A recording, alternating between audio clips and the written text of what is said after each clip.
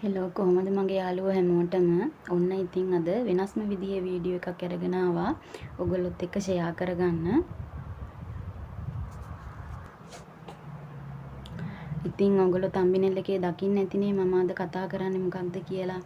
ඔව් මම අද කතා කරන්නේ අලි පැටියෙක් වගේ හිටපු මම මාස එකමාරකින් දෙකකින් වගේ කිලෝ 6-7ක් අඩු කරගත්තේ කොහොමද කියලා.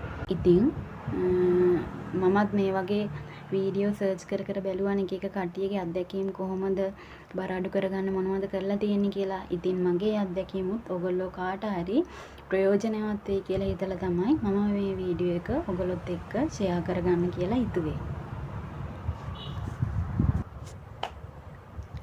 ඉතින් මට නම් මගේ මහත කෙනෙක් මම බර වැඩි කෙනෙක් කියලා මුලින් නම් හිතලා තිබුණ නැහැ කවදාවත්. කට්ටිය මම මහතයි කියලා කිව්වට ඒ වුණාට මට ලොකුවට දැනෙලා තිබ්බේ නැහැ මම මහත කෙනෙක් කියලා.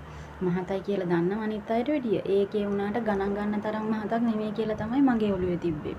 ඒ වුණාට මගේ කකුල් ඉදිමෙන්න ගත්තා. ඒ කකුල් ඉදිමෙනවත් එක්ක මම ડોක්ටර් කෙනෙක් මීට් වෙන්න ගියා. ඒ ડોක්ටර් තමයි කිව්වේ මගේ ඇඟේ බර වැඩි BMI අගයට වැඩිය ගොඩක් මගේ බර වැඩි ඒ නිසා අඩුම කිලෝ 10ක් 15ක්වත් බර අඩු කරගන්න නැත්නම් ගොඩක් අපහසුතාවලට ගොඩක් අභියෝගවලට මුහුණ දෙන්න වෙයි කියලා ඉස්සරහට. ඉතින් අන්න ඒ ડોක්ටර්ගේ වචන නිසා තමයි මම මගේ ඇඟ බර බස්ස ගන්න ඕනේ කියලා හිතුවේ. ඒ ડોක්ටර්ම මට ඩයට් ප්ලෑන් එකක් කියලා දුන්නා. 16ට කියන්නේ අන්න ඒ ක්‍රමයට බර බස්ස ගන්න පහසුයි. ඒ ක්‍රමේ ෆලෝ කරන්න අනිවාර්යෙන් ඔයාට මාසයක් දෙකක් වගේ යද්දී ඔයාගේ බර අඩුම කිලෝ 5කින්වත් බස්ස ගන්න පුළුවන් කියන එක ඒ ડોක්ටර් මට කියලා දුන්නා. ඉතින් ඒ ડોක්ටර්ගේ මඟ පෙන්වීමත් එක්ක තමයි මම දැනට කිලෝ 6ක් 7ක් වගේ මගේ තිබුණ බරට වඩා අඩු කරගෙන තියෙන්නේ. ඉතින් ඒ ක්‍රමය තමයි අපි පැය 8ක් ඇතුළත අපි ගන්න ආහාර ගන්න ඕනි. පැය 16ක් අනිවාර්යෙන් නිරාහාරව ඉන්න ඕනි.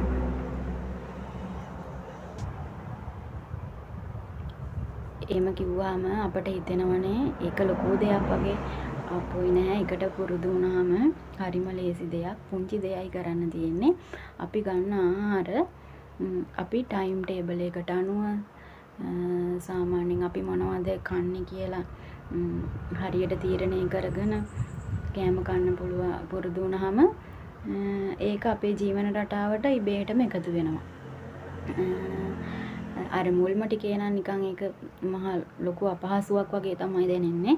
ඒක අපට ලොකුවට දැනෙනවයි අපි බත් පිඟන් ගණන් කාලා පුරුදු කට්ටියනේ.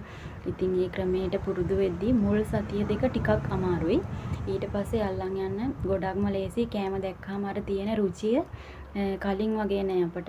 කලින් දැක්ක ගමන් ඕනිම කෑමක් කටේ දාගන්න හිතෙන්නේ නෑ. අර ක්‍රමේ ෆලෝ කරද්දී අපේ ඔළුවේ හැමතිස්සෙම තියෙනවා දැන් මම බර අඩු කරන කෙනෙක්. දකින දේ කටේ දාගන්න ඕනේ නෑ, හොඳ නෑ කියන එක හැමතිස්සෙම ඒක ඔළුවට එනවා. ඉතින් මේ කෑම අඩු කරන ක්‍රියාදාමෙදී අපට බඩගින්න එනවනේ. බඩගින්න දරා ගන්න බැරි එක තමයි අපේ ලොකුම අභියෝගය. ඒකට මම පාවිච්චි කරපු දේ තමයි හොඳම විසඳුමක් හැටියට බිත්තර. බිත්තර කෑව කියන්නේ අපිට වැඩි වෙලාවක් බඩගින්නක් එන්නේ නැතුව හොඳට අල්ලගෙන ඉන්න පුළුවන් ආහාරයක් තමයි බිත්තර කියන්නේ. ඉතින් මම මගේ ඩයට් ප්ලෑන් එකට උදේට බිත්තර දෙකක් එකතු කරගත්තා. දවල්ට අපි කලින් බත් පිඟන් බත් හැඳි 3-4ක් කෑවනේ. ඒ බත් හැඳි 3-4 එකට වෙනකම් බස්ස ගත්තා. බත් හැන්දකට වෙනකම් බස්ස ගත්තා. ඒකට අපට බත් වෙනුවට එළවලු වැඩිපුර යොදා ගන්න පුළුවන්. හවසට මොනවා හරි බර අඩු කෑම වේලක්. ඒ කියන්නේ සුප් එකක් කුරක්කන් රොටියක් වගේ පුංචි දෙයක් තමයි මම මේ කාල සීමාව ඇතුළත කෑමට ගත්තේ. ඉතින් මම මේක මාසයක් එකමාරක් වගේ තමයි කරගෙන ගියේ. ඇත්තටම හිතා ගන්න බැරි විදිහට පුදුම විදිහට ඇඟ අඩු වුණා. දකින අය කියන්න ගත්තා ඔයා දැන් ගොඩක් කෙට්ටු වෙලා එහෙමයි කියලා එහෙම කියද්දි මාර හැපි එකක් එන්නේ. ඉතින් අඳින්න බැරිව හක දාලා තිබ්බ ඇඳුම් අඳින්න පුළුවන්. එහෙම වෙද්දි මේක තව තව කරගෙන යන්න ආස හිතෙනවා. අපි මොන දේ කෑවත් කනකම් විතරනේ නේද ඒ රසය තියෙන්නේ. ඊට පස්සේ අපේ ඇඟට ලෙඩ ගොඩක් වැටෙනවා නම් ඒ කන කෑමෙන් තේරුමක් නැහැනේ. ඉතින් මේක ඔළුවට දාගත්තොත් අනිවාර්යෙන්ම අපේ ওই ඇඟ බස්ස ගන්න ඉලක්කේ සම්පූර්ණ කරගන්න පුළුවන් වැඩි කාල සීමාවක් නොයක්. ඒකත් එක්ක අපේ ඇඟට පුංචි දාඩිය පාරක් දාන පොඩි ක්‍රියාකාරකම් ටිකක් කියන්නේ ඇවිදීම දිවීම වගේ ඒ දේ වුණත් ප්‍රමාණවත්. එතකොට අපේ ඇඟ ඒ කැලරි මට්ටමේ තවත් දහනය කරගන්න පුළුවන්. ඉතින් මම නම් ඒ දවස්වල පුංචි ජොබ් එකකට ගියා. ඒ කියන්නේ මහාන තැනක. ඉතින් ඒ තැනට යන්න අපේ ගෙදර ඉඳලා විනාඩි 20ක වගේ දුරක් පහින් යන්න ඕනේ. ඉතින් මම කරේ ඒකට පිළියමක් විදිහට විනාඩි 20ක් යන්න තියෙන දුර විනාඩි 10කින් වගේ යන්න බලාගෙන තමයි මම ගෙදරින් එළියට බැස්සේ. එතකොට සාමාන්‍යයෙන් හිමීට යන්න බෑනේ, දුවනවා වගේ දුවන ටයිප් එකෙන් තමයි මම වැඩට යන්නේ. එතකොට ඉතින් වැඩට ගියාට පස්සේ හොඳ දාඩිය පාරක් දාලා තියෙන්නේ තවත් අපේ ඇඟේ තියෙන කැලරි මට්ටම දහනය වෙලා යනවා. ඉතින් ඕගොල්ලන්ටත් ඒ වගේ මොකක් හරි උපක්‍රමයක් යොදා ගන්න පුළුවන්. අපිට එක්සර්සයිස් කරන්න වෙලාවක් නැත්තම් මොකක්ම හරි ක්‍රමයකින් අපේ ඇඟේ දහඩිය ටිකක් පිට වෙන විදිය මොකක් හරි ක්‍රියාකාරකමක් කරන්න පුළුවන්. ඉතින් ඔන්න ඔය කියන පුංචි ක්‍රම වලින් තමයි මගේ ඇඟ මාසයක් එකමාරක් වගේ පුංචි කාලෙකදී කිලෝ 5ක් 6ක් 7ක් වගේ අඩු කරගත්තේ. ඉතින් මට මෙතෙන්දි කියන්න ඕනේ උනේ ඔයගොල්ලන්ට මොකක් හරි අරමුණක් තියෙනවා නම් ඒ අරමුණට යන්න දැඩි අදිෂ්ඨානයක් ගත්තොත් අනිවාර්යෙන් එතෙන්ට යන්න අපිට පුළුවන්. ඉතින් ඇඟ බස්ස ගන්න එකත් ඒ වගේ.